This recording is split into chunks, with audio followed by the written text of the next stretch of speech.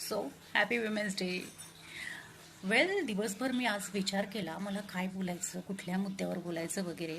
आणि मग मला आत्ता रिअलाईज झालं की मुद्दा मला शोधण्याची गरजच नाही आहे. म्हणजे मी काय बोलू आज, विमेनच्या एम्पॉवरमेंटसाठी बोलू किंवा काय कशाबद्दल बोलू किंवा त्यांच्या लाईक्स डिसलाईक्सबद्दल बोलू. पण आज सकाळी ना एक गोष्ट घडली आहे की एक काकू उर्फ माय एक कुणाचा तरी डबा द्यायला वगैरे आल्या त्या इकडे.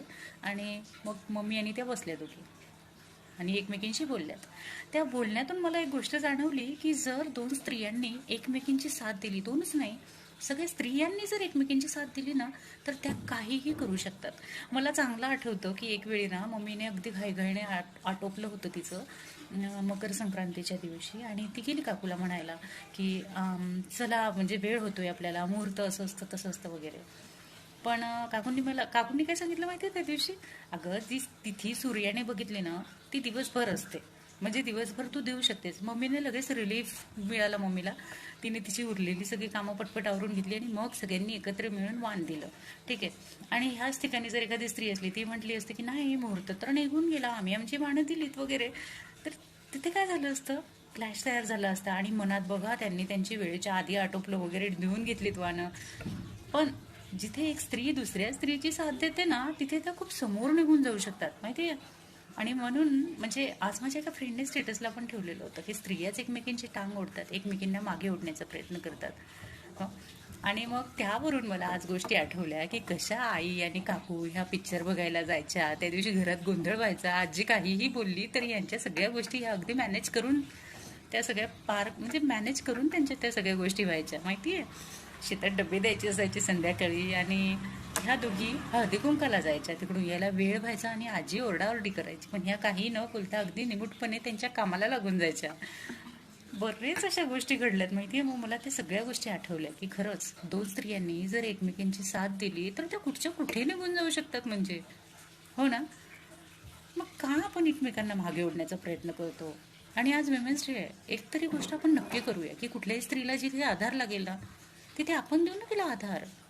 आपण स्वतःहून आधार देऊ प्रत्येक स्त्रीला. म्हणजे ज्या आपल्या संपर्कात ॲटलिस्ट आपण त्यांना तर देऊ शकतो ना आधार.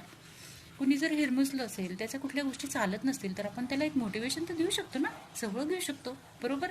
म्हणजे मग आई आणि काकूंनी केलेल्या जुन्या मला सगळ्या गोष्टी आठवल्या. आणि मग मला विमेन्स डेचं टॉपिक शोधण्याचं कामच पडलं नाही सगळ्यांशी बोलताना. आजच्या नंतर एक लक्षात ठेवूया की आपल्याकडून झाली ना, तर कुठल्याही स्त्रीची पाय ओढून फसगत करण्यापेक्षा तिला नक्की आधार देऊन आपण समोर नक्की घेऊन जाऊया.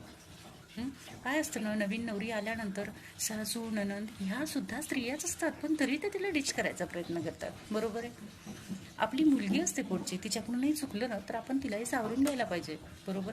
कारण एकीचं बळ खरंच खूप वेगळं असतं माहिती आहे. सगळ्यांनी एकत्र येऊन एकमेकांसाठी जर उभं राहिलो ना आपण, तर आपण एक खरोखर खूप मोठी युनियन करू शकतो.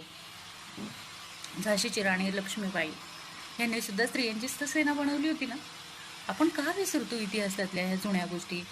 ज्यावेळी शहाजीराजे भोसले लढाईवर जायचे त्यावेळी जिजाऊंच्या जवळ सुद्धा स्त्रिया असायच्या ना, त्या त्यांच्या मदतीनेच तो सगळा राजवाडा वगैरे सांभाळायच्या. हां, मॅन पॉवर असेल, माणसं असतीलच नक्की तिथे, पण ऑफकोर्स स्त्रिया जास्तच असतील ना. त्यांनी तिथे वाद नाही घातला एकमेकींच्या सोबत, एकमेकींच्यासाठी खंबीरपणे उभ्या राहिल्यात त्या. आपणही तसंच काहीतरी करूया. आई आणि काकूंच्या या जुन्या चुटकुल्यांवरून आपण खूप मोठा निर्णय घेऊ शकतो समोर की एकमेकांना आधार देऊन एकमेकांच्या सोबत एकमेकांसाठी सावली तयार करू शकतो आपण कुठेतरी. आणि मला वाटतं ह्यापेक्षा चांगला संदेश नाही देऊ शकणार आपण समाजाला वेगळा, की चला आपणच आपला हातात हात धरूया आणि समोर निघूया बरोबर. So happy women's day again.